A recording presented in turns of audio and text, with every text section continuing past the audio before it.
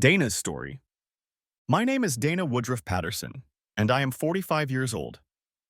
I recently moved back to my old hometown of Royal Oak, Michigan.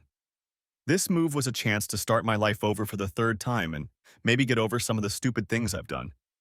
I will be teaching history at the community college in this city. A few years ago, there was no way I would have accepted such a position because I thought I was doomed to academic greatness. I was going to write articles and books and turn the world of history upside down. But no, I didn't come to this delusion alone. I was led down a path, kicking and screaming away from what I now realize was a wonderful life, by people I thought had superior intellect and character. I wanted so badly to be like them that I turned my back on all that was good in my life. And too late I found out that they were just using me. No matter how smart I thought I was, to them I was just a dumb rag. They're probably still laughing at me in California. After 6 years, I had to come home to try to pick up the pieces and move on. That's why I'm here. Before we get too far, let me describe myself. I'm pretty short in stature, barely 5 feet. I have short, straight brown hair and hazel eyes. I'm a little overweight. I'm not fat, but I'm curvy. Probably my best feature is my legs. Truth be told, they're beautiful.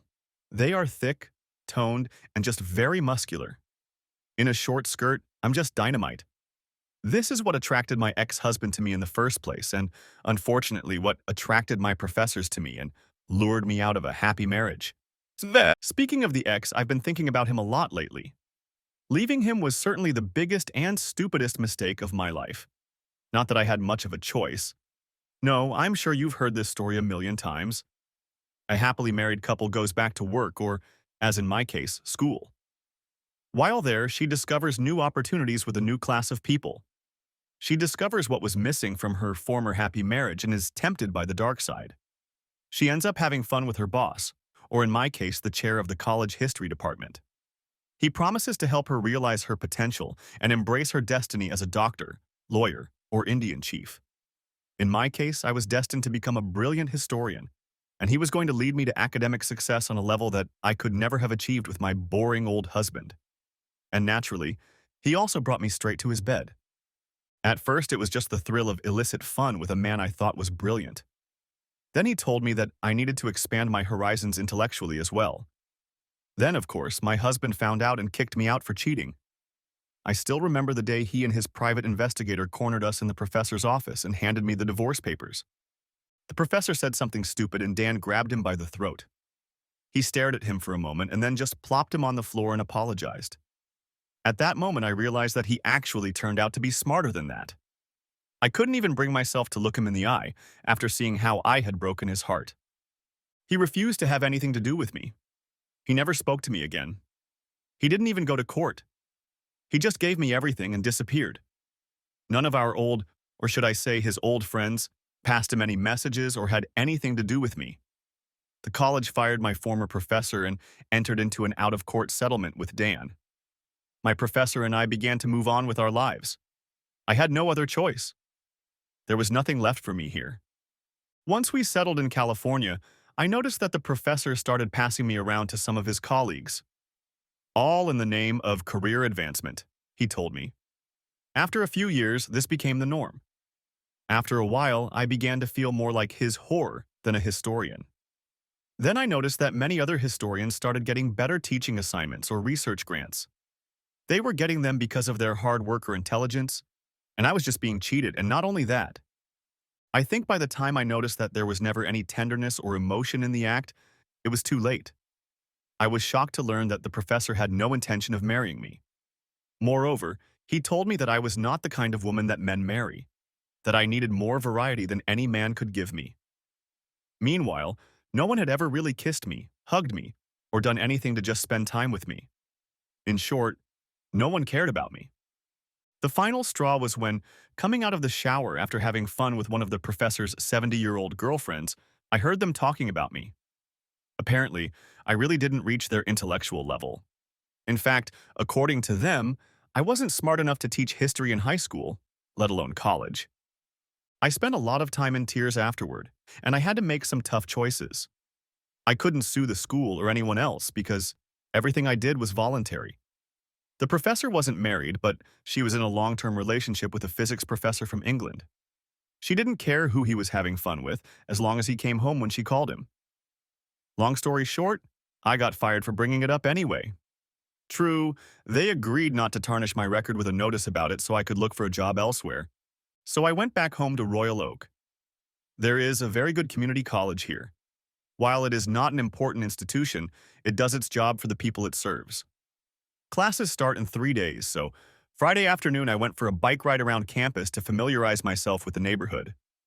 As I passed an outdoor cafe, I looked across the street and saw two cars stopped at a stoplight that looked like they were racing.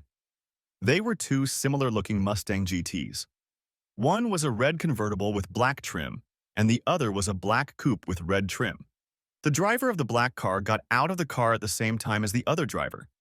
At first I thought a fight was about to break out, or at least some yelling. They met between cars while the stream of cars behind them waited for the light to change. Behind the wheel of the red car sat a young woman. The other driver kissed her as they met. Now that was a kiss. They both put their whole souls into it, as if they might never see each other again. I smiled, remembering how I felt, and how long it had been since anyone had felt that way about me. The driver of the red car, the girl, I could see her face now, was beautiful. She was about 5 feet 1 inch tall, slender but trim.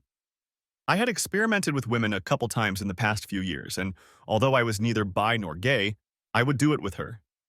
She had long red hair and big innocent eyes. From a distance I couldn't make out their color, but her face glowed. She glowed the way only women in love glow. It was a glow that transcended notions of physical beauty and attractiveness. She pulled the baseball cap off the other driver and held out her hand to him. He handed her his jacket. She put the jacket and cap on backwards and entered the cafe, tossing her keys to the valet. To the cacophony of honks from other drivers changing their headlights, the other driver turned around and got back into his car. As he pulled away, I noticed that he was at least twice her age, though he was in incredible shape. I stood there with my mouth open and watched his car disappear. Now I'm sure he's at least twice her age because he's the same age as me.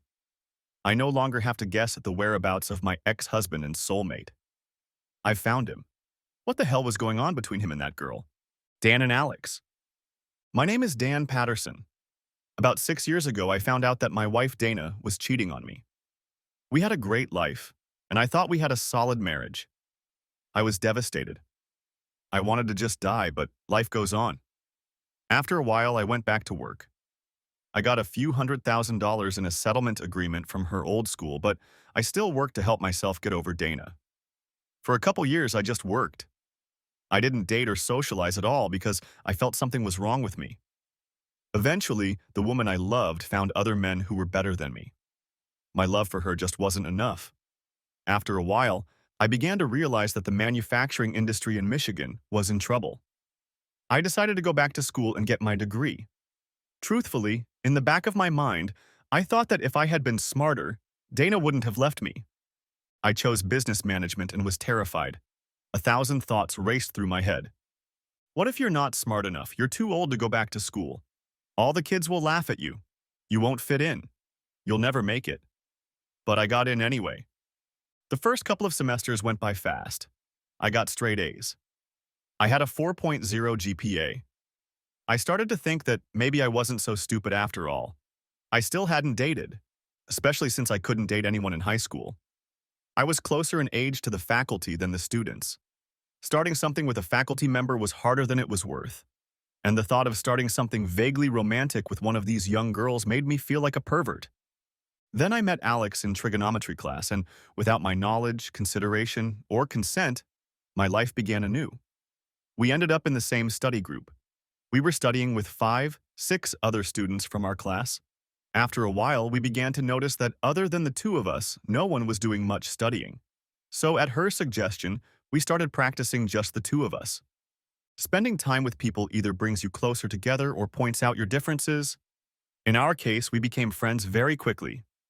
It got to the point where I loved spending time with her and couldn't wait to see her again. At first, we sometimes behaved very awkwardly.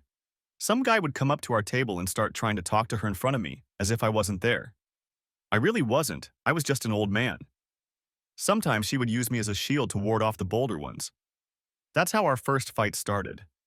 I told her that I thought it was unfair of her to use me to avoid trouble in her social life. She should say yes to good guys and no to bad guys on her own and leave me out of it. I guess my tongue was too strong.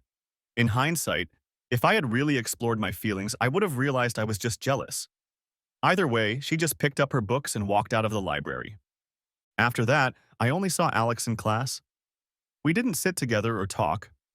I often noticed her watching me out of the corner of my eye, but I never looked back. She easily joined another study group. I had offers because my grades were excellent, but I preferred to study alone. A whole 2 weeks passed and the stalemate continued, and probably would have continued even now if fate hadn't intervened. One evening, walking back to my car, I saw one of the guys from her new study group trying to force Alex into his car. She wouldn't stand for it and resisted every inch of the way.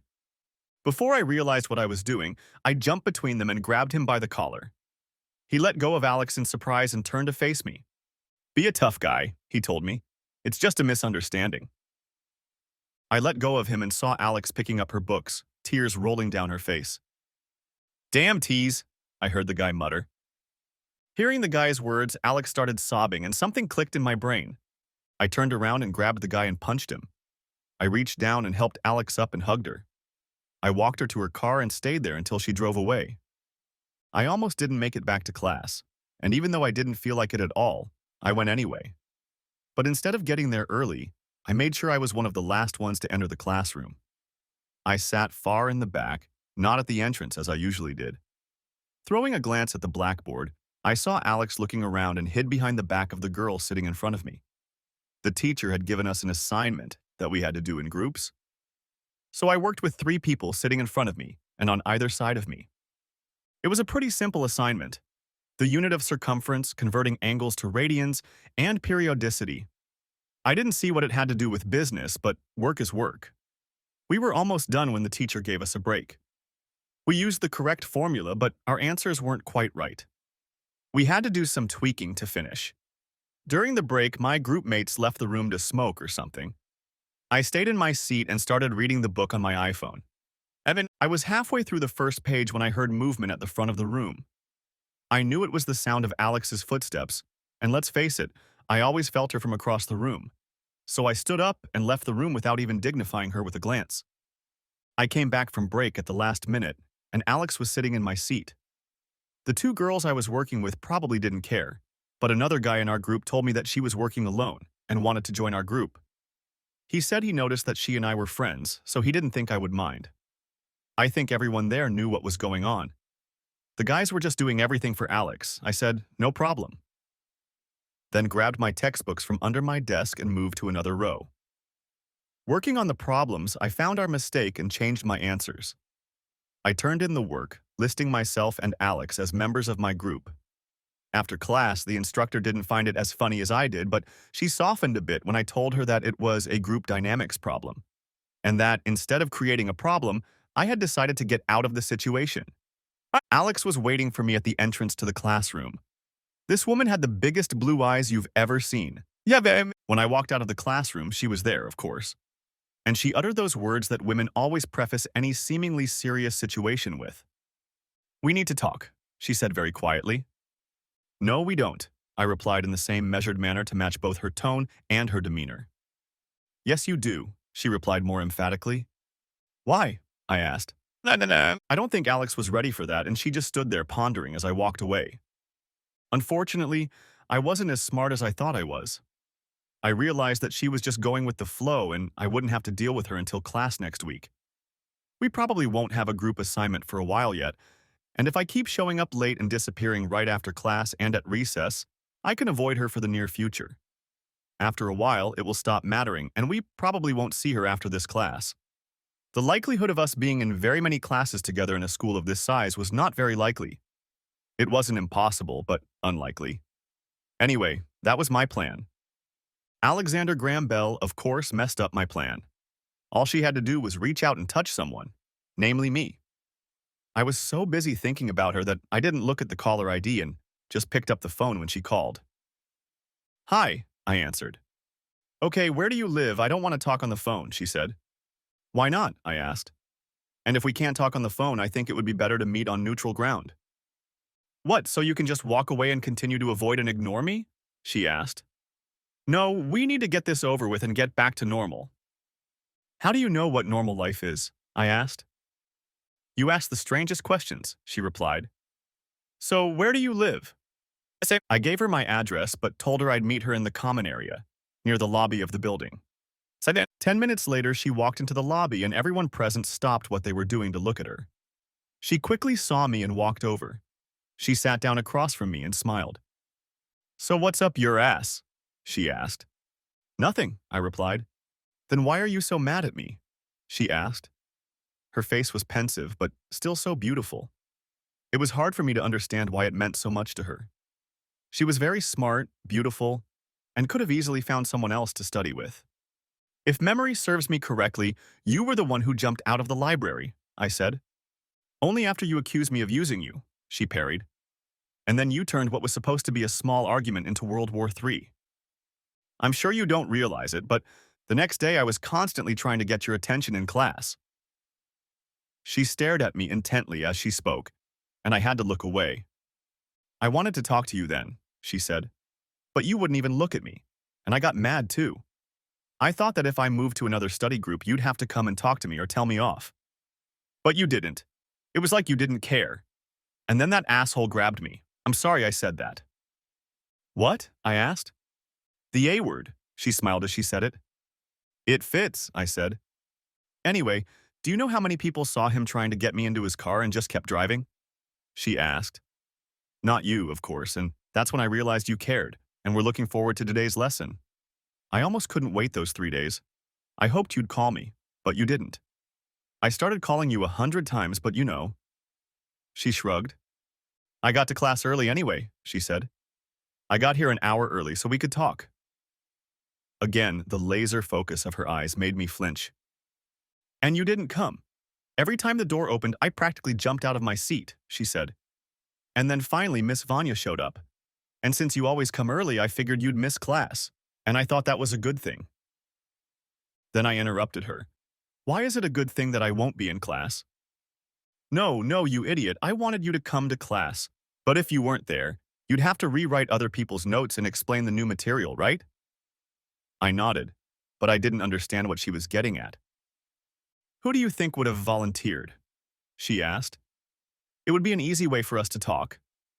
She smiled and moved closer to me. Then I looked when she was handing out the group assignment, and there you were. But you were looking anywhere but at me, and I realized you were still upset. I'm not upset, I said. No, you're just being uncharacteristically stupid, she smiled. So I decided I wasn't going to put up with any more of this crap. When we went on vacation, I was just going to come over and talk to you. But you just walked away. I wouldn't put up with it, so I just joined your group and waited for you. She moved close enough to me that I could smell her perfume, and I started to get nervous, but she kept talking. And you just left the band and worked with someone else. Those two nerd girls were really mean to me after you left. Anyway, that's where we are now, she said. Where is that? I asked. The place where we discuss our problems and work to solve them, she replied. And what do you hope to accomplish here? I asked. You're not listening to me, she said irritably. I want us to get back to normal. There you go again, I said. Define what normal is. We're doing a 16-week course together, right? She nodded. We're about halfway through the course, right? She nodded again. There are a lot of people in our class, right? She nodded. Do you get along with everyone in the class? I asked. Of course not, she replied. Isn't it a fact that in just 8 weeks or less we will graduate from this class and probably never see most of these people again? I asked. Probably, she replied. But what's your point? We worked together for a while. We had a disagreement. We stopped working together, I said, looking at her. We went our separate ways. We were both getting good grades. Classes end, life goes on, credits roll, the end, I said. That would be a very depressing movie, she said quietly. But then again, I'm always wrong. She looked very sad. Do you know how I felt after what you told me? She asked. I felt really bad, mostly because it felt like the truth, but not really. But the very next day I felt different. She pulled even closer to me again. Were you angry? I asked. No, not even close, she replied. I just felt alone. What? I asked. I'm taking 4 courses right now, she said. I hate math, always have. We sat so close that our hands touched. Ask me what my favorite subject is, she said. It's your literature class, I said. How do you know that? She asked. You told me about it the first week, I answered her. And you learned it by heart? She smirked. But things have changed since then. Question number 2. What color are my eyes? She asked, closing them. Very simple, I said. They're blue, and get a little darker when you get stuck or upset. And they move from side to side when you say the numbers, and see what I mean? She said it like she'd done a great thing. Dan, you're my only friend here. There are plenty of people here who want to be your friend, I said. No, most of them only want one thing, she said. How old do you think I am? She asked. Too easy, you're 23, I said. Do you know why it took me so long to start school? She asked. I got married about a year after I graduated high school. I came from a small town and planned to work for a while before going to college. I met a guy and we dated for a while. When we got engaged, my life got better because all the guys who were pursuing me realized that and backed off, she said. I sat and listened to her and wondered why she was telling me all this. But I couldn't walk away because I just loved being around her. I'm not stupid. I know what I look like, but I'm not really that kind of girl, she said. I'm always trying to get ahead with my brains and accomplishments, but almost no one gives me a chance. I waited until we were married to pursue it, but Steve was so persuasive. Her voice got a little harder, and I realized she was about to tell me something she wasn't proud of. There was a traditional harvest ball in our town. 2 nights before the ball, I let him have my cherry. By the night of the dance, everyone knew he had screwed me. It was all over town. Do you know what his excuse was? I felt sorry for her. I could see she was still in a little pain. I shook my head. He told me that it was such a special occasion and such a beauty that he should tell people about it. And he did it for me because a lot of people in town thought I was gay, but he changed their minds. I looked at her because I couldn't believe someone could try to pass off such a stupid sentence. Anyway, I forgave him and we got married, she said. He cheated on me on my honeymoon with a maid. All my life I just wanted to get married and have a family. Just to be a wife and a mother and maybe have a job that I would enjoy. Besides, he was having fun with most of my friends at the time. He was doing it because even when we were dating, he was cheating on me and saw no reason to stop. I overheard him telling one of his friends that I was a trophy that was nice to look at but useless in bed. He won me, so he has the trophy, but that's no reason to ruin his life. My supposed friends, on the other hand, split into 2 groups. Group A was jealous of the way I looked and thought it was fun to secretly date my husband behind my back. Group B were just sluts. So I divorced him and got great compensation. What is 50% of nothing? She asked. Listening to her, I had a completely different idea of what her life must be like. Say, I came here to start my career and get a fresh start in life. And the guys here are all the same. Nobody gives me a chance to have a single thought in my head. They just want a piece of ass. And the funny thing is, like with Steve, if they get it, they usually move on. They just plant the flag, tell the story, and move on to the next conquest. Nice guys are so intimidated by me that they rarely ask me out, and most of them behave about the same once you get past their shyness. And then there's you. You actually listen to me all the time and memorize what I tell you.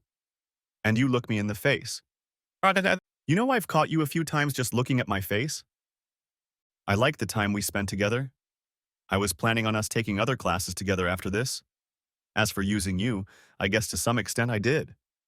I let people think that you would take the guy's place, but only because you seemed to volunteer for the job.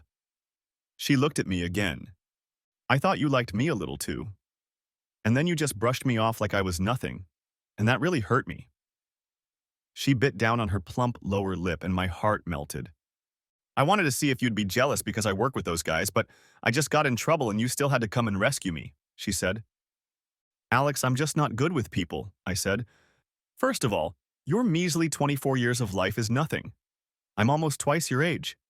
6 years ago, I went through almost the same thing you did. After a long marriage to a woman I considered my partner for life, she not only cheated on me, she left me. So then, at least you were strong enough to pick up your pieces and move on. I haven't gone on dates or socialized with people since then. I'm not sure I can be considered suitable company, much less a friend to anyone. Anyway, Alex and I made up and passed the trigonometry exam, and we started taking classes together. It was easy because we were both in business programs and we had the same requirements. Over the next few months, we always studied together, even when we didn't need to. She started talking about how we need to go to different places sometimes to observe how successful and unsuccessful companies do business. We also need to study different types of businesses to see what type of business might be a good fit for each of us. We went to restaurants, visited museums, and shopped together. Finally, she suggested I go to a dance club that someone had told her about in one of the few classes we hadn't taken together. Alex, I said curiously, shouldn't you ask someone else to go there? Why would I do that? She snapped back.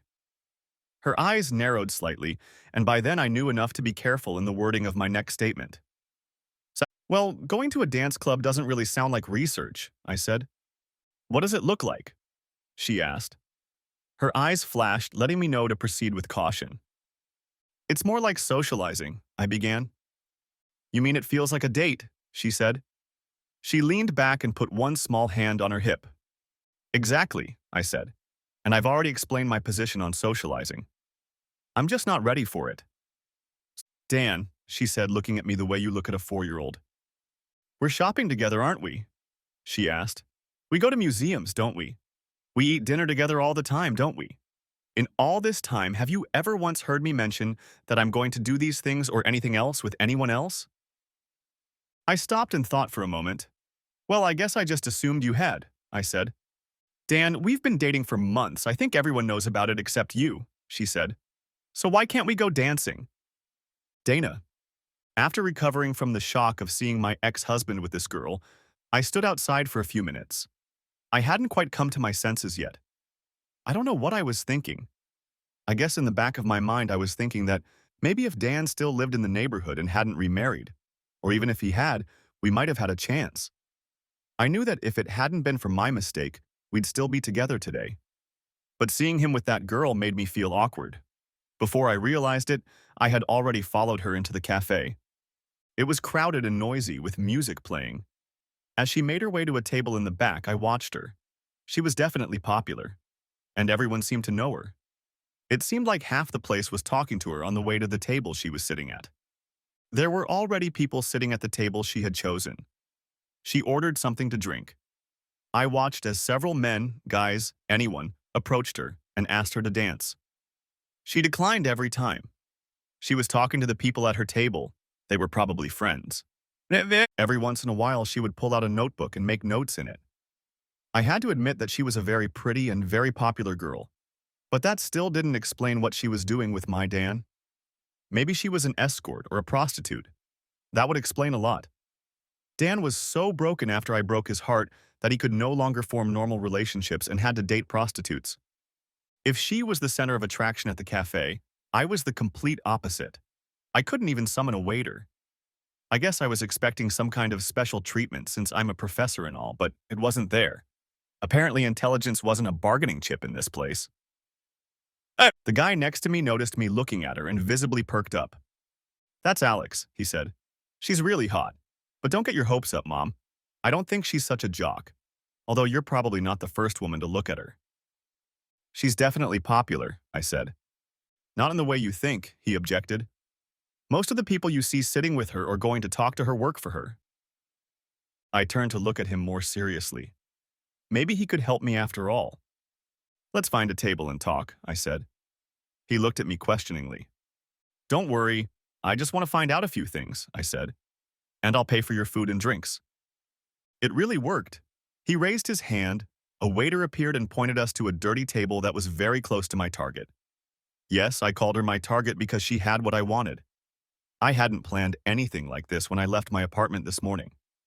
But in a matter of minutes, my life was centered on one thing. I wanted my husband back. I wanted him back very badly. And if I had to get into a fight with some teenage cheerleader to get him back, her pom-poms better be fluffy, because I was serious. I kept thinking that in a serious academic comparison of life experience or compatibility, I should be superior to this girl. Also, because of my recent past, I was supposed to be much more experienced. From my point of view, it would just be a success. If only I could make Dan forget what I had done to him. We could start fresh, and I would never hurt him again. I'd gladly spend the rest of my life making it up to him. It probably wouldn't be that hard. He should have gotten over his resentment by now. He might have missed me and might even be able to forgive me. On the other hand, if after 6 years or so he is still bitter and angry, it means that emotionally he still has feelings for me. Otherwise, he would have let go of that anger and stayed with me. My initial assessment of the target, as I found out, was wrong. My newfound friend, whose name was Mark, began to bring me up to speed. I already told you her name is Alexandra, but everyone calls her Alex, he said. I think she's about 25, but with a body like that, no one cares if she's a little old. His line about 25 being old made me laugh. It doesn't matter, though, because she's kind of off the market, he said. Look over here. He pointed to her table. A few guys walked over to her table and started talking to her. She shook her head negatively, and one of the guys said something else to her. She shook her head again, and the guy just angrily walked away. I also noticed that the guys at her table stood up as if in defense mode. See, she's pushing everyone away, he said. That's what I meant. She's kind of a one-woman woman. But that's not why everybody's after her. Most of them want to work. And what do they do for her? I asked. She and her man are businessmen, he said. They started the business as a learning project, and it's gone viral. It's actually brilliant. And so simple you wonder why no one thought of it before. I looked puzzled. Dan wasn't a business genius. At least he hadn't been when we got married. They have some sort of supersonic temp service, Mark said. I think when they graduate in a few months, they'll go full-time. They're already very profitable. You should see their cars. They have his and her Mustangs, just lovely. He shook his head. What I wouldn't give to be that guy, he said. He's old, but he's really sweet and he's smart as hell. And she loves him like there's no tomorrow. Every time you see her, she's wearing his jacket or one of his things. They hold hands and keep things together. It's disgusting, really. But I'd give my left nut for her to cheer for me like that. His words swept over me. It was as if he knew exactly what I was most afraid to hear and uttered each one. I had to reassess my situation. First of all, I had to admit that she was prettier than me. She was also better built. Obviously, she was also intelligent. And unlike my knowledge of history, her business acumen was far more practical. Her skills worked in the real world, whereas my intellect was limited to purely academic frameworks. But the worst blow to me was the fact that for years I had overlooked Dan. I had written him off as inferior, while in his own way he was probably just as smart as I was. And this girl was able to see him behind the outer shell, find him, and help him realize his potential. While I was watching, my Dan came up behind her and leaned over her head so that their heads were upside down, opposite each other. He kissed her very gently in this strange position, and she just absorbed him. Her hands moved up to gently stroke his face. He sat down next to her, and she pressed herself against him, wrapping her arms around him, and her face just glowed. I couldn't stand to see that little bitch touching him. It must have reflected on my face because Mark, who I'd been ignoring since Dan showed up, spoke up again. I told you it's a little nauseating, he said. But they're really cute, if you like the whole fairy tale thing. The strange thing is that they're very boring. I mean, no wild parties, they just do everything together. Kind of like a boring old married couple. She has her whole life planned out and he just goes along with it. He shrugged, making a sort of never mind gesture. Said, I was dating one of their employees and she told me something really funny, he said. He leaned toward me, as if imparting some secret information. They plan to finish university, get their degrees, and then go on with their business and raise enough money to buy a bigger apartment. They'll get married, and then she'll want to retire and have kids. When he said the last sentence, his voice rose, as if it were the strangest or most ridiculous thing he'd ever heard. You can imagine what a waste of time education is, he said. But I think they know what they want. I mean, I'm going to travel the world, make a lot of money, and stop at nothing. In the back of my mind, I thought, after a few years, you grow up and realize that all that wild shit gets just as boring. Worse, you start to feel like shit. You feel more like a thing than a person. And you realize that you don't really need anyone. Instead of having someone who really loves you and would do anything for you, you're just an object for them to use for their pleasure. I came here thinking she was some kind of prostitute, and now I realize that the whore is me. And to make matters worse, my ex-husband had fallen in love again, perhaps a stronger love than the one we shared. So I threw a couple bills on the table and was up before Mark even brought the food. In bliss, Dan was only thinking about one person in the cafe and didn't even notice me. Dan. Alex and I had started officially dating. It was weird, funny, unusual, weird, and just wonderful all at the same time. We had so much in common, but also so many things we just couldn't get past. We usually just laughed and found a way to work out these problems. Either I would give in or she would. The age difference was never a factor, mostly because I'm old and she's an old-fashioned girl. We both had trust and giving heart issues because of our past. We were like two birds with broken wings that on our own could never fly.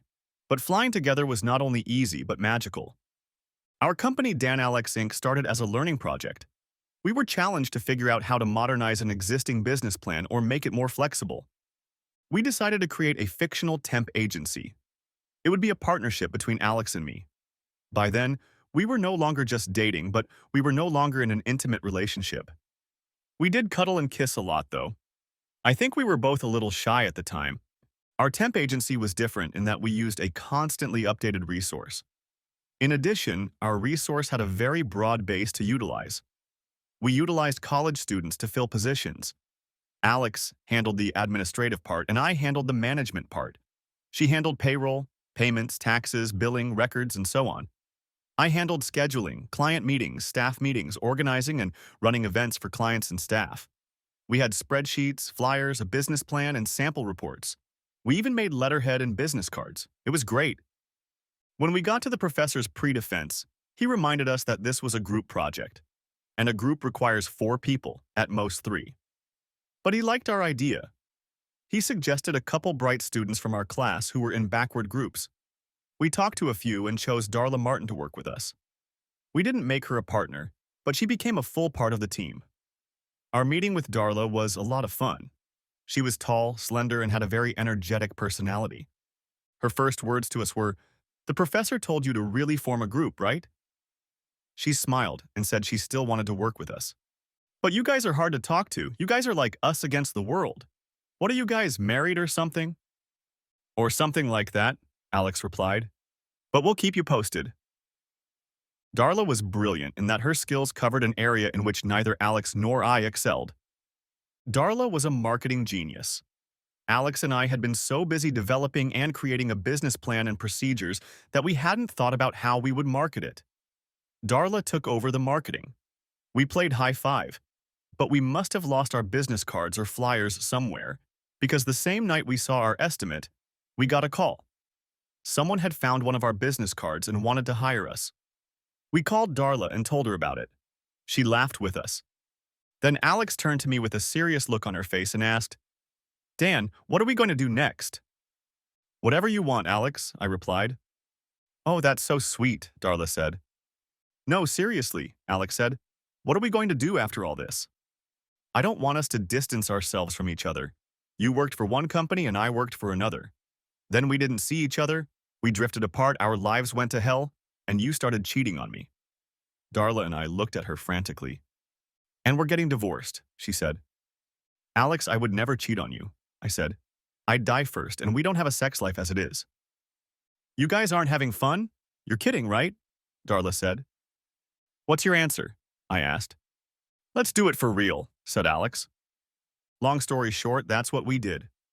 Our plan was to find situational or temporary workers for a wide variety of businesses to supplement or expand our clients' existing staff. If a company needed secretaries or clerks, we gave them business majors. If they needed designers or draftsmen, we took engineering students. We had chemists, medical technicians, and lab technicians. Virtually any job they needed, we could fill. It was a triple-win situation. Businesses received a steady supply of highly skilled and adaptable workers, some of whom got permanent jobs. College students everywhere need money, so we had no shortage of student volunteers. And we were making money, lots of money. Let's face it, our startup costs were practically zero. We already had everything in place for the project. It was pure profit. Alex took over the bookkeeping, I started calling clients, And Darla started a marketing campaign using flyers, free radio and internet spots, and word of mouth. After a while, I found a more organized way to select the right candidates for positions. I created a system of recommendations from professors in each of the disciplines we needed. Professors received a small percentage for recommending their best and brightest students. This also forced students to work harder and study harder in hopes of getting those recommendations. Being one of our faculty advisors was a highly sought-after position. If you were a math teacher and you worked with us, you had a lot more students in your class because a lot of students wanted that position. I think the best thing that happened was that Alex and I got to spend even more time together. At that point, we didn't have a building. We ran the business out of my apartment. After a day of school and long evenings spent reading books or planning presentations for local companies, we would sometimes spend days together for days on end. Then Alex started bringing her own clothes to change into there instead of me taking them home before going out, or if it was one of our late-night cramming sessions before class. One night, as I was practicing a PowerPoint slideshow for the next day's meeting, I noticed Alex falling asleep. "Come on, sleepyhead, I'll take you home," I said. "I'll just sleep here," she replied. "You can run me over with a feather." The next morning, when Darla came in, all messed up as usual, she asked me, "Where's Alex?" "She's still asleep," I replied. "Why don't you go get her?" she asked. "Did you two have a fight?" "I don't need to go get her. She's here," I said. Darla raised her eyebrows a few levels but didn't say a word. "That's how rumors get started," I said. "She slept on the bed and I slept on the couch." "You're kidding," Darla said. "You're pretty stupid, aren't you?" she asked. "Shouldn't you be older and more experienced? Consider this. A woman who clearly likes you is spending the night in your house." She tilted her head, as if I had to figure out what the hell she was talking about. "She asked you to stay too, didn't she?" she asked. "Maybe," I replied. "What do you think she meant by that?" Darla asked. "Maybe she was too tired to go home and just wanted to stay the night," I said. "You know, Dee, we're both toothless. Maybe she wanted to test me to see if I could be trusted." The door to the bedroom opened and a sleepy Alex came out of there. "Night!" She then turned on the shower and closed the bathroom door. "I still can't believe you guys don't know. She didn't go home. Wow, this is getting serious. Everyone in her dorm will probably notice." "Notice what?" Alex asked, toweling my hair and handing me a brush. "The fact that you didn't go home last night," Darla replied. "I am home, or would have been if I had been asked," Alex replied. "What are you being asked about?" I asked. "God, you're so fat," said Darla. So Alex moved in with me. We still didn't have intimacy, but I was over the moon. After the first night in bed, she said I could sleep with her if I kept my hands to myself. I slept on the couch. I didn't want to risk losing her. The next night, she pulled me onto the bed and simply said, "Please stay." When I woke up the next morning, we were lying together. What saved me was Darla knocking on the door early in the morning, as usual. "Hey guys, have you stopped by our corporate BB lately? We're doing really well with our money. 25% of it is mine, right? Because I'm buying a car," she said. "You two aren't giving me a ride anymore." Thus began Dan Alex Inc., and how Alex and I became more serious. Dana. For about 3 weeks, I was settling into my new life. I taught classes, checked paperwork, met with students, checked more paperwork, attended faculty meetings and staff trainings, and checked paperwork. I made a few friends, but most of them were too new to be considered real friendships. I looked around and tried to reach out to some of our old friends from my married life. The few I could find still wanted nothing to do with me. Apparently, time doesn't heal all wounds, no matter how much the old saying claims it does. I drove to the clubhouse, which was 50 miles from home, to make sure I didn't run into anyone from school or my new life. Very few men approached me at first, but as it went on, I started to get looks. Eventually, I let one large, pot-bellied guy take me to a more comfortable spot.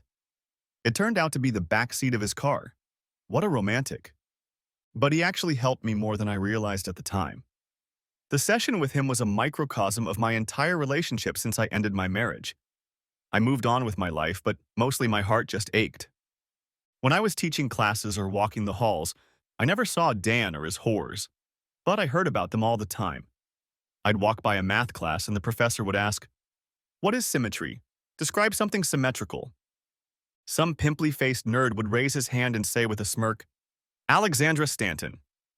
And I'd see those damn Dan Alex shirts on everybody. Even some faculty members wore them. I hated almost everything about Dan Alex. One of my new friends, Melva Bryant, decided that the hermit life wasn't right for me. So she decided that she and I, and a couple other faculty members, should have a bachelorette party. We decided to meet, oddly enough, at the same bar club I went to the week before. Oh joy. But at least I would have somewhere to go. We decided that I would go with her and meet up after class the next day. She called me an hour before the meeting and said she'd be a few minutes late because she had a list to turn in, and as a new teacher, she thought I'd be interested. In fact, I don't think she knew. When I walked into the staff office, I heard her voice in the cubicle. I figured she had students, so I took a seat outside to wait. She saw me, gestured for me to come in, and I heard her voice say, "This is the new history professor I told you about." As I entered the cubicle, time slowed down dramatically. I remember seeing the tanned and trim legs of a woman at least a mile long. That damn tawny-colored hair falling in waves down to the middle of her back. She probably had at least a yard of cleavage in her low-cut sweater, and those crystal-clear eyes. When she looked at me, there was no recognition in them. There shouldn't have been since we'd never met. But Dan recognized me instantly and drew back, his growl of disgust before everyone could see. Before I could utter a word, the little bitch jumped up and stood between me and my Dan, like she was supposed to or could protect him from me. That's when I decided that bitch had to die. Melva quickly tried to defuse the situation, even though she didn't realize what was going on. Dan Patterson, I'd like to introduce you to Dana Woodruff Patters, damn it, Melva said. That's right, Dan replied. Melva, can we do this tomorrow? Call Alex in the morning and you can reschedule. He was leaving too fast to speak. He never once looked me in the eye. He was just backing away like I was a rabid dog he ran into while jogging. Alex stared after me as they walked away, clearly sizing me up and mentally finding some flaw in me. I'm so sorry, I didn't know, Melva said. Actually, I still don't know, she said. Let me guess, sister, cousin, sister-in-law? Ex-wife, I snapped back. Oh shit, I didn't see that coming, Melva exclaimed. I just thought it must be some kind of nasty incest because there was tension hanging in the air. It's still so thick here you can feel it and they're gone, she said. Funny, but you don't seem to be his type. Why, because I'm not a 20-year-old cheerleader with no brains, I snapped back. Never underestimate her, she's smart as hell, Melva said. And if she thinks you're trying to come between them, it could get her in trouble. Did you see her come between you two? I just nodded. I was still too shocked to comment. That's a story I need to hear, she said. What about the bar? I asked. Neither the establishment itself nor its occupants are going anywhere, Melva said. Besides, you look like you need an unloading. It'll make you feel better. But tell me something. You knew he was around here somewhere, didn't you? I nodded, and so did she. She smiled widely. I knew because you didn't freak out that much when he saw you, but he looked like he was looking into hell, she smirked. He couldn't get out of here fast enough. What happened? Not long enough? I said. Melva nodded. We were married for over 10 years, I began. He worked very hard to support us. See how he treats that rag? She nodded again with a smile on her face. Yes, I could see that she liked the way he treated this woman. Well, he treated me like that too, I said, then left her puzzled. When he loves someone, he just gives them all of himself, no questions asked, no conditions. When I wanted to go back to school, he started working double shifts to pay for my tuition, books, and supplies. After a while, I started to feel like I had outgrown him and got smarter. I started doing things I shouldn't be doing, with people I shouldn't be with. He kept trying to put the spark back into our marriage and trusted me. I spread my hands and turned away from her. Even now, I was ashamed of the way I had acted then and what I had done. When he found out I was cheating on him, it just broke his heart and he just left. We didn't even talk about it. After he had his lawyers serve me with divorce papers 6 years ago, I never heard from him again until today. Of course, I tried to fight it. I refused to sign the papers and refused to meet with his lawyers. I assumed he would have to come to my house to get me to sign the papers, but he never did. Eventually, his lawyers sued the school I attended and got my scumbag professor fired. I ended up moving on with the scumbag. but after a few years it all came to naught because we had a disagreement about our relationship. I know how it is with these old academics, Melva said. You thought you were his partner or academic equal, and he thought you were just his girlfriend or lover and should stay home and run the household. Not even close, I said. I thought I was his protege. I knew I didn't reach his level, but I thought he would help me develop my intelligence just like he told me he would. He considered me his personal whore, and when he got bored with me, he passed me on to all his friends who treated me like a dumb rag. So here I am 6 years later, teaching at a community college. And who shows up here? Dan Patterson, who doesn't even look at me, I replied. Honey, you're too old for him, she said. He's 3 months older than me, I told her. Well, the years don't affect us the same, she said. You want him back, don't you? With every breath I take, I replied. Find someone else, she said. He already has. Besides, she finished, he was almost nauseous when he looked at you, so I wouldn't get your hopes up too high. But if you insist, she said, you have a few cards to play. None of them will work, but it will allow you to at least have a little interaction with him. What? I asked. First of all, she said, if he's your ex-husband, you can hire a lawyer and go to court to get him to modify your agreement. He's on the verge of getting an RFR with Dan Alex. What's an RFR? I asked. A very rich one, she replied. Since he started the business after your divorce, most judges won't give you a dime, but at least you'll have to communicate to try to settle. Who knows? I nodded. Melva was pretty smart, slippery, but smart. Secondly, she said, you might want to sit down. Why? I asked. You didn't sign the papers and he left. Technically, when he left you, she said. You didn't sign the papers, so legally you can still be married. And Dan living with Alexandra could be considered adultery on his part. My eyes widened when she said that. In short, you cheated and he cheated, all in vain, and you're still married. Most judges will require counseling before granting you a divorce to try to work out your problems. He may even have to stop seeing her for the duration of the counseling. I grinned from ear to ear. Mentally, I was going to take Melva's plan one step further. I needed to organize an accident for little Alex.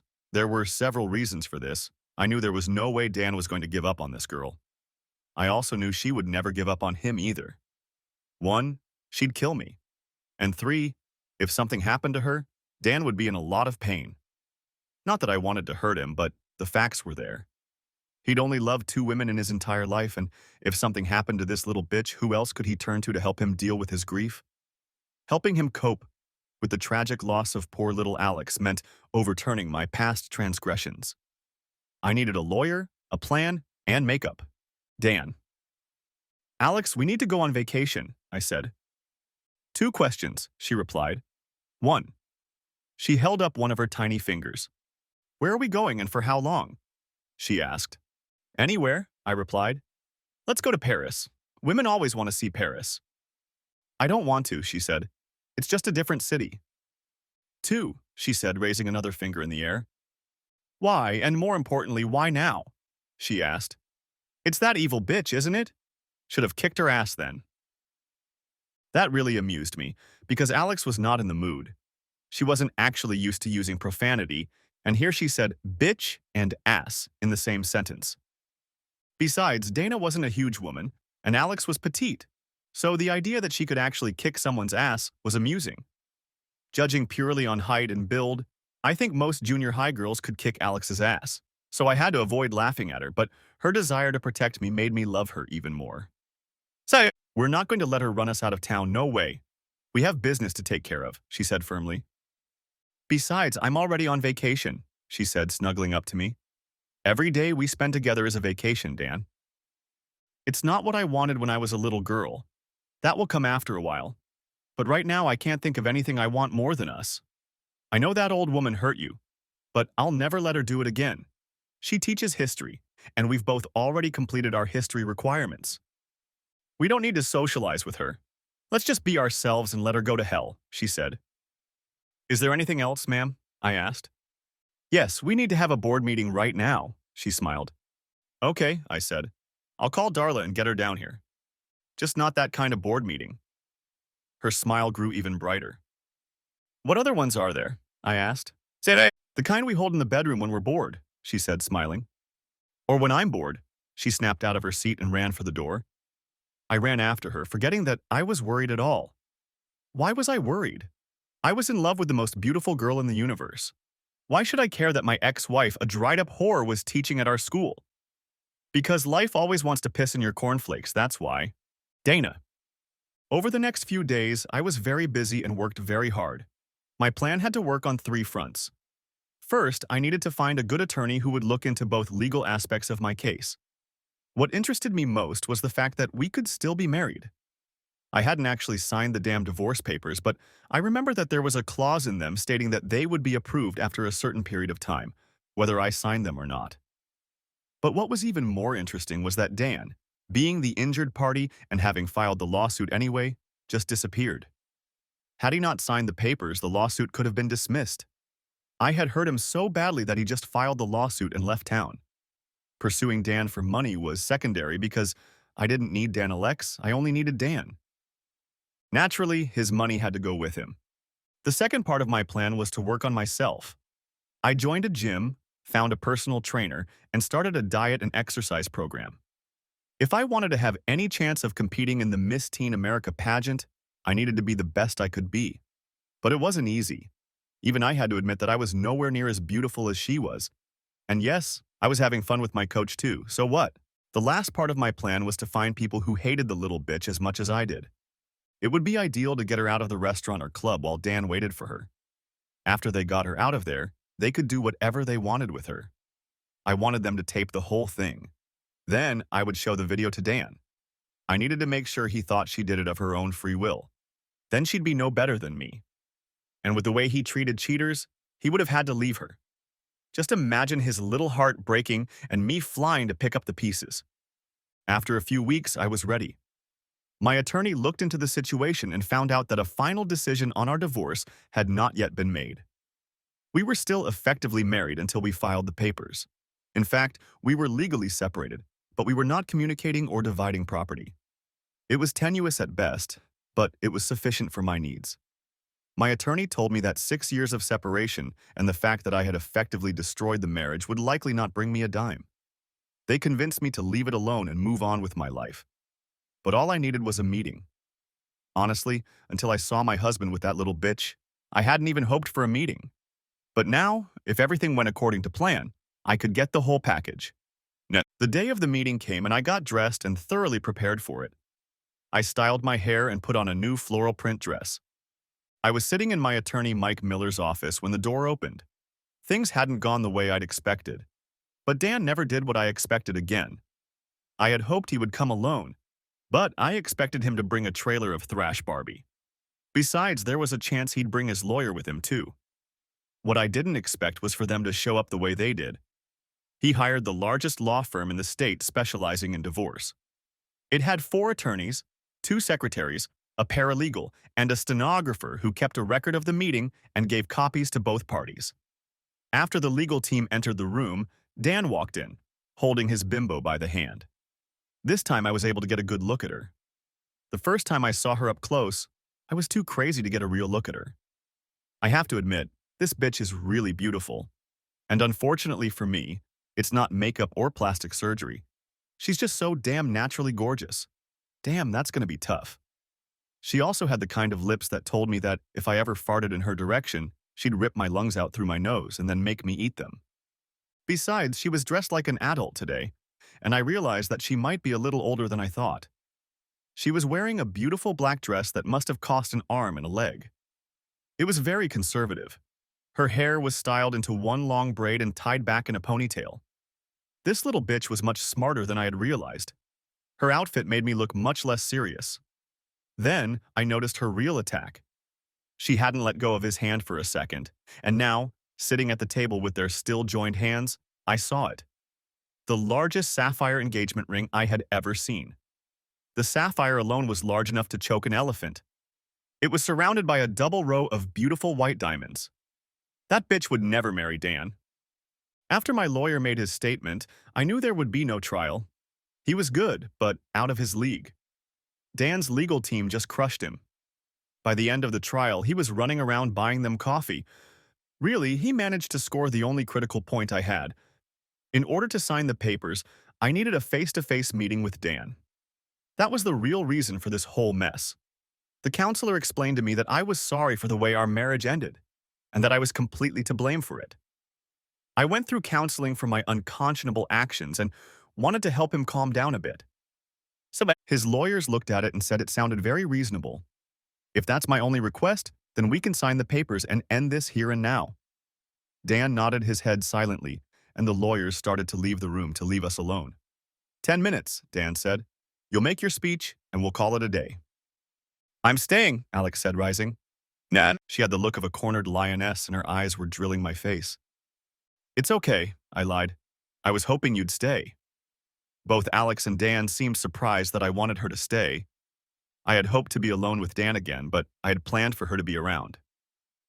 First, Dan, I wanted to tell you that I apologize from the bottom of my heart for the way I treated you, and also for the way our marriage ended. It was completely my fault. You did nothing for it and deserved better. Alex, at your age, you probably don't realize it, but it's hard for a woman to have a career and a home life. More than anything, I wanted to succeed in my studies and sacrificed everything important to try and achieve that. Unfortunately, I rolled the dice and achieved nothing. The people who guided me just took advantage of me, and when I realized what I had lost, it was too late. I still remember the pain in your eyes when you found out about Dan. It bothered me, but not enough to make me stop what I was doing. If I had the chance to do it all over again, I think I'd come to you first, because I know you would try to help me in any way you could. I'm really glad you found someone to help you get over me, and I hope your life together will be even better than the one we had. I was truly shocked when you two walked into Melva's office the other day. I had no idea you were studying here, Dan.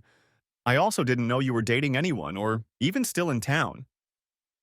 All of our old friends want nothing to do with me, so there were no friendly voices to alert me to your whereabouts. I hope my sincere apology will help ease the tension between us, and I know it will take time, but hopefully someday we can be friends. Alex, if I hurt you in any way that day, I apologize for that too.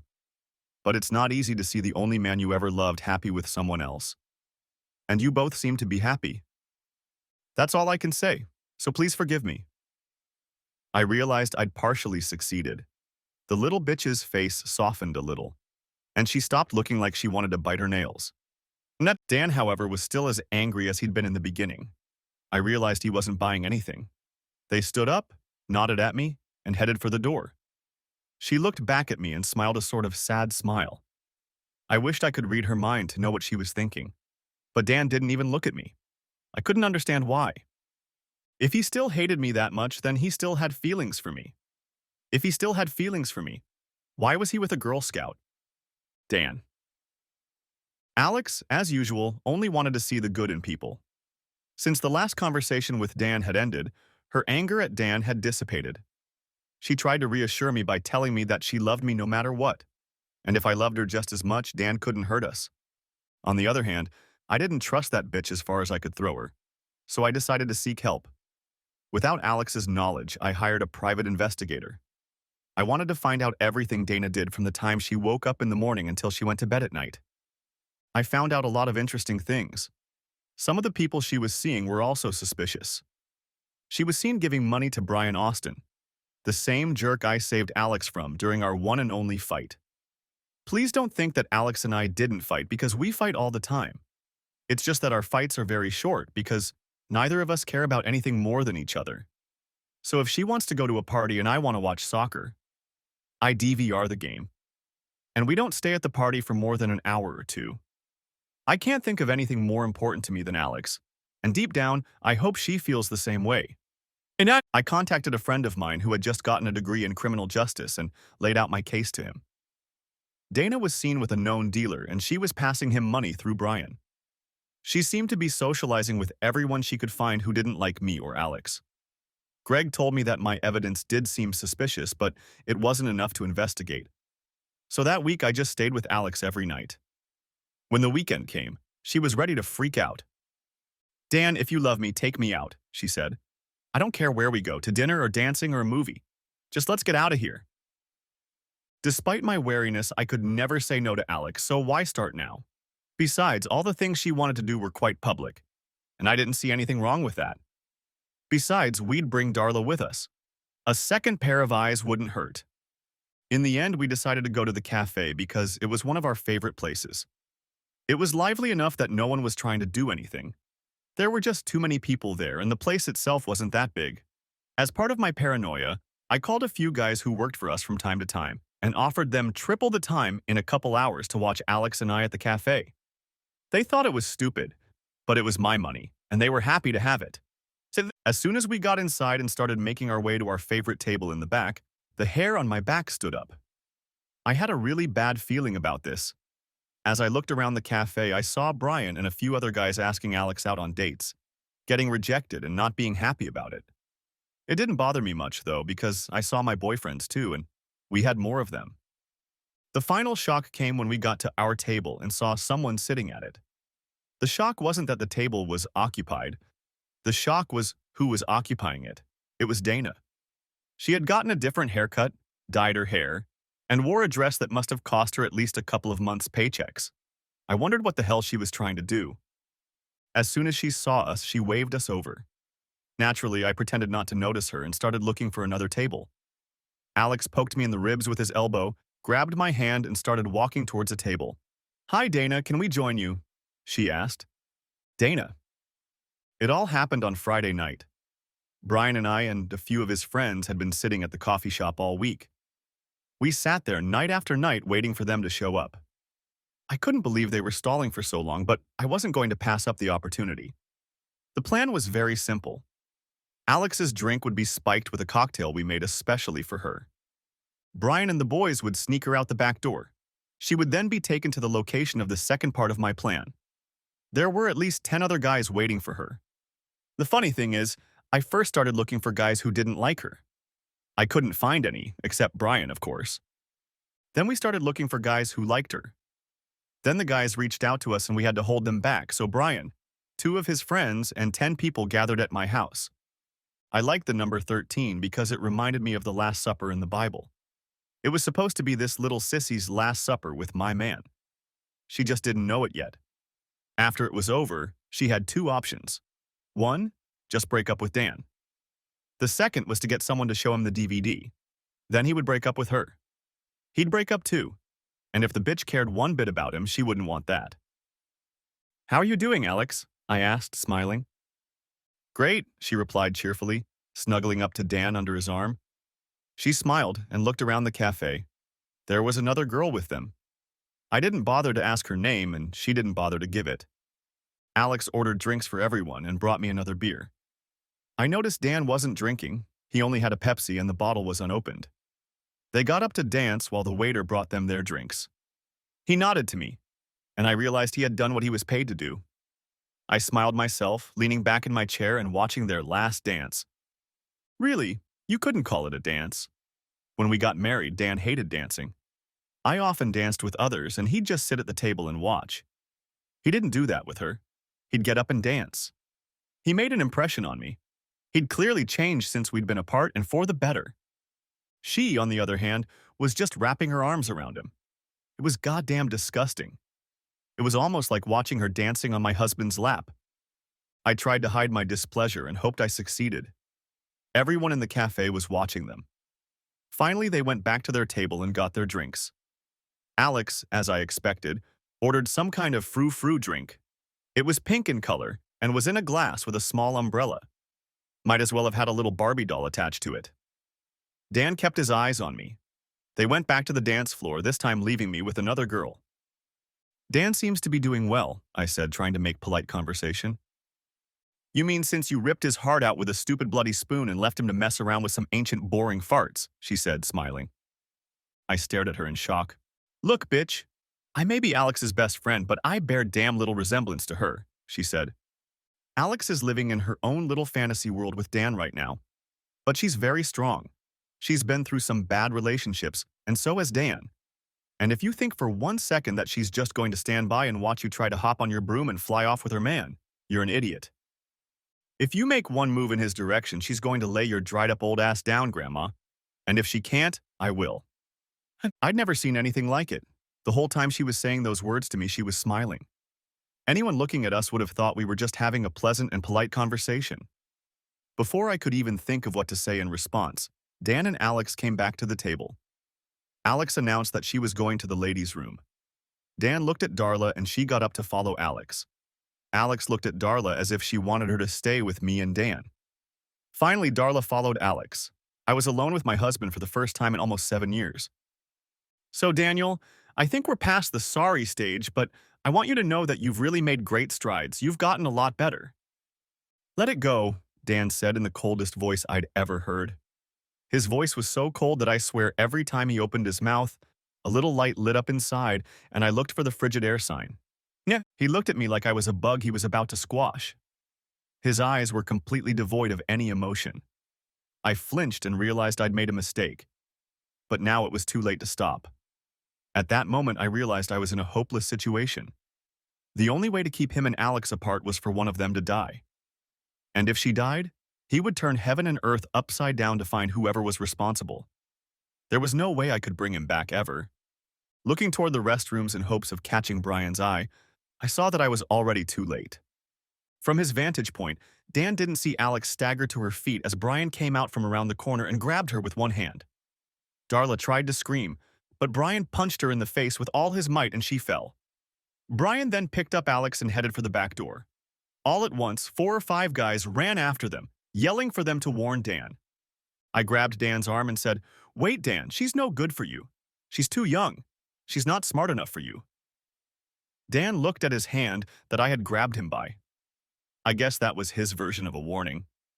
It was also the last thing I remembered before I fell backwards, smashing the table and passing out. Dan.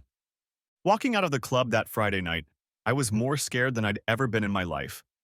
I jumped in the car while a few of my boys watched the taillights receding into the night. I didn't know what kind of car it was, and I didn't care. Whoever did this couldn't get away, and when I caught him, it would be over. I drove out of the parking lot to the squeal of exhausted rubber. As soon as I hit the road, I pushed the gas pedal to the floor and listened to the howl of the supercharger. I accelerated so fast that I overtook another car with a few of my guys in it. I was about to start the nitrous oxide when I saw the car slow down and pull into the driveway. I didn't want them to know I was following them, so I continued down the driveway to the next house. I got out of my Mustang and ran back toward the house. I entered the house ready to be destroyed. As I looked around, I heard the door slam shut behind me. Alex was nowhere to be seen. All I saw was a bunch of guys playing cards. At this point, none of the people there were paying attention to me. To them, I was just another guy. I started to stagger toward the door, and one of the guys grabbed my arm. "Hey, asshole, who says you have to go first?" he said. "I won the damn prank, so I'll get some after Brian's done. So sit down and take a number." I grabbed a heavy wine bottle off the table and smashed it over his head. He collapsed and fell into a puddle at my feet. As I looked around the room, there was silence for a second and time seemed to slow down. I heard a voice that seemed almost comically slow say, "Oh shit, that's him." I grabbed the other guy by the neck and sprawled him across the table where they were playing cards. The room started to clear and all the guys ran for the exit. I silently opened the door just in time to see my Alex, barely on her feet, fighting off Brian Austin. She collapsed into a chair, and if I hadn't been so angry, it would have been funny. Brian turned around, but he was too late. My kick came to his side, snapping his head back. I then kicked him in the side with my foot. Then I felt my arms grabbed from behind and pulled me away from Brian. "Stop it! You're going to destroy him." "That was the plan," I told the officer. The cop looked at his partner and said, "We didn't hear that." I walked over to Alex, took off my t-shirt and covered her with it. 2 EMTs came in and sat her down. They looked into her eyes and measured her vital signs. "She's taking something," one of them said. "We'd better get her to the hospital." The officer who grabbed me said, "And we'll take him down to the station to answer some questions." Greg stormed into the room and turned to the officers, who nodded. "We'll be outside," the officer said. "Dan, drink this," Greg said, handing me a small vial of clear liquid. "What is it?" I asked. "You want to go to jail?" he asked. I drank the vial down to the bottom. It tasted like cleaning solution. Greg opened the door and the officers stepped back. They handcuffed me and started to put me in the patrol car. "Hold on," Greg said. He beckoned the EMTs over to him. Take a sample of his blood, he said. One of the techs ran to the truck and returned with a needle. Roll up your sleeve, sir, he said. Greg smiled as the patrol car pulled into the driveway. My arm was burning like hell from the prick, but I had other considerations. First of all, I needed to find out what was going on with Alex. I also wondered why I was going to jail. Everything became clear over the next few hours. Alex was left at the hospital overnight for observation. She really wanted to see me, but she wasn't allowed out until more tests were done in the morning. I wasn't facing any charges at this point, but I could have 4 assault cases filed against me, as well as a speeding and reckless driving case. Basically, it looked like I just went on a rampage in a coffee shop and beat my ex-wife to a pulp for no reason. I then allegedly jumped in my car and drove off, speeding.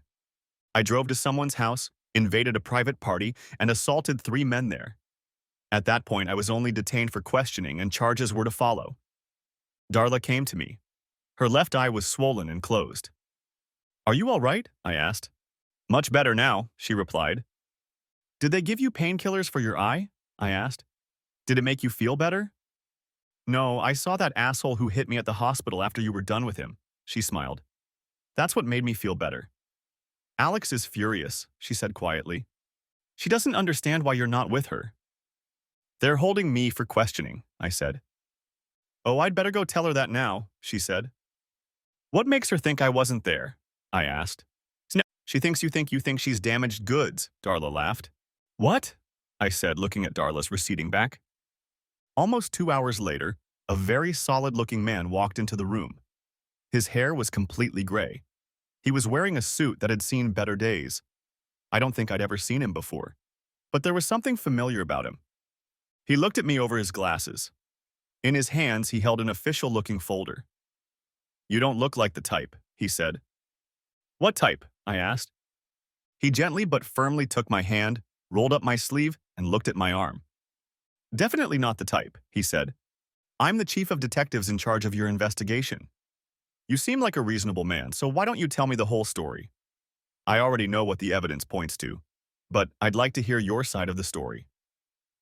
I really need to see Alex, I said. He looked at the folder and without turning to me said, Ah, the alleged victim. What do you mean alleged? I asked, my eyes narrowing more than slightly. Calm down, buddy. I'm just trying to make sense of this case, he said. From the evidence, there are a couple ways I can look at it, he added. 1. You and your girlfriend, who I might add, is a little younger than you, but that doesn't matter. You're at a club with her. She leaves you there with your ex-wife. She does this because she's jealous of the ex with the chain. So she takes and leaves with another guy to make you jealous? He looked at me over his glasses and continued talking. I think he was trying to see how I would react to his assumptions. You hit your ex in a fit of rage and chased her tail. You broke several traffic laws and entered a private home uninvited. Then you assaulted several citizens to stop her consensual affair. That's the biggest bullshit I've ever heard, I said. Then why don't you tell me something better? He said. I sat back down and tried to calm down. First of all, it was consensual, I said. How do you know? He asked. Because she's not, I replied. She's very pretty, he said. Maybe she has some secret side to her. I jumped to my feet again, ready for a fight. Sit back down, he growled.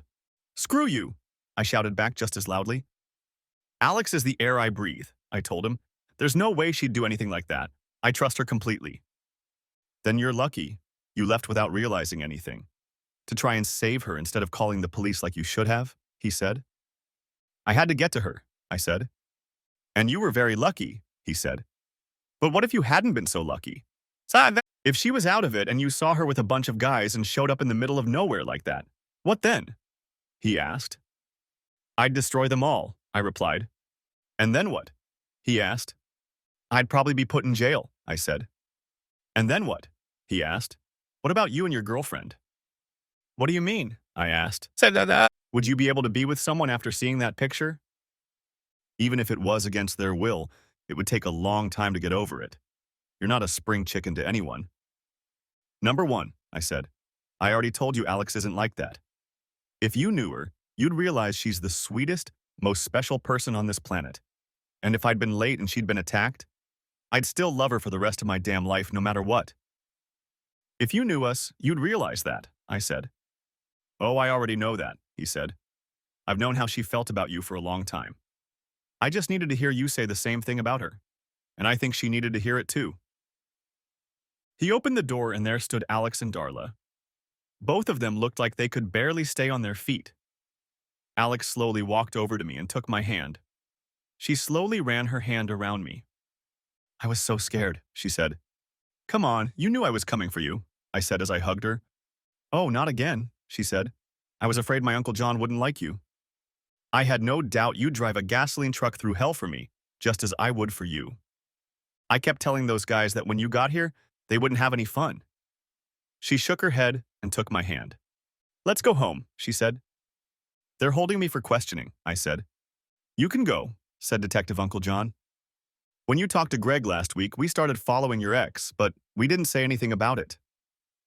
You were followed all night by 2 cars, but you got out of there and fled in that car before we realized anything had happened. Your ex didn't confess to anything. The 2 guys she hired besides Brian admitted to us that she planned the whole thing with Brian. She wanted you back. He wanted my niece, of course. She went on a rampage in her cell and we had to subdue her. We'll probably need you both to testify, but other than a speeding ticket, I see no reason to charge you. Epilogue. Alex and I returned home and lived happily ever after. 3 weeks later, we were married. We didn't even wait until after graduation. We continued to build our company for about another year and probably would still be doing it now if only our plans hadn't changed a bit. Alex somehow got pregnant, so whatever. Anyway, we sold Danalex for an idiotic amount of money. Alex wanted to be a stay-at-home mom and insisted we stay at home together. Dana never recovered from that incident. A few months after the incident, I was called to a nearby psychiatric hospital to visit her. Her doctor said that seeing me might help her deal with her problem. I expected her to be either very apologetic and remorseful or angry and bitchy. I was very surprised to find neither. At first, the doctor wanted me to go in alone, so Alex just stood outside by the door. Hi, Dana, I said uncertainly. Why are you calling me Dana? She asked. Do I look like that bitch who hurt you? She asked. She stood up, and all I could do was hold back my laughter. She looked ridiculous. She had rolled up her pants so that they looked like very short shorts, and she had tied her shirt up so that it looked like some kind of weird cropped top. She jumped up to me with her arms outstretched and hugged me desperately. 2 orderlies came into the room and separated us. Tell them who I am, she said. Her eyes seemed manic and she continued to look around the room. Who am I supposed to tell that you're Dana? I asked. I felt a small, empathic connection with her. I'm Alex, she replied. You're Alex. I just walked out the door to the doctor's office without saying anything to her. Do you see a problem? The doctor asked her. We need to give her some reason to try to accept our treatment program.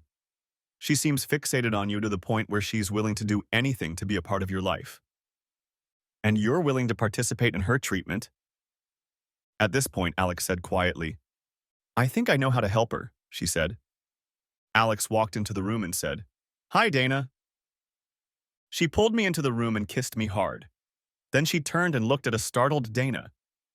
You once had a man who loved you very much, she kissed me again. You left him, she kissed me again. I caught him, she kissed me. You broke his heart into a million pieces and I put them back together again. Better than new, I said. Have a nice life, Dana, she said as we walked away, laughing.